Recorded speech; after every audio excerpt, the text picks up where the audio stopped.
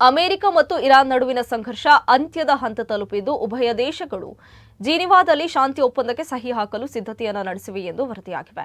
ಈ ಬೆಳವಣಿಗೆಯ ನಡುವೆಯೇ ಯುದ್ಧಾನಂತರ ಹಾರ್ಮುಜ್ ಜಲಸಂಧಿಯನ್ನು ತನ್ನ ಇಚ್ಛೆಯಂತೆ ಬಂದ್ ಮಾಡುವ ಸಾಮರ್ಥ್ಯವನ್ನ ಇರಾನ್ ಪಡೆದುಕೊಂಡಿದೆ ಎಂದು ಅಮೆರಿಕದ ಗುಪ್ತಚರ ಸಂಸ್ಥೆಗಳು ಮೌಲ್ಯಮಾಪನ ಮಾಡಿರುವುದಾಗಿ ಮೂಲಗಳನ್ನು ಉಲ್ಲೇಖಿಸಿ ಸಿಎನ್ಎನ್ ವರದಿ ಮಾಡಿದೆ.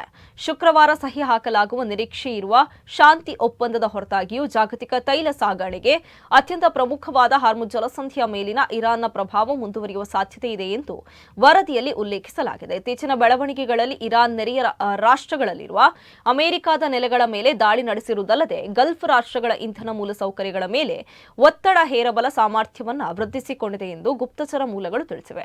ಹಾರ್ಮುಜ್ ಜಲಸಂಧಿಯ ಮೇಲೆ ಇರಾನ್ ವಾಸ್ತವಿಕ ನಿಯಂತ್ರಣ ಸಾಧಿಸಿರುವುದು ಯಾವುದೇ ಪರಮಾಣು ಬಾಂಬ್ಗಿಂತಲೂ ಹೆಚ್ಚು ಪ್ರಭಾವಶಾಲಿ ಆಯುಧವಾಗಬಹುದು ಎಂದು ಅಮೆರಿಕದ ಗುಪ್ತಚರ ಮೌಲ್ಯಮಾಪನಗಳಿಗೆ ಪರಿಚಿತ ಮೂಲವೊಂದು ಹೇಳಿರುವುದಾಗಿ ಸಿಎನ್ಎನ್ ವರದಿ ತಿಳಿಸಿದೆ.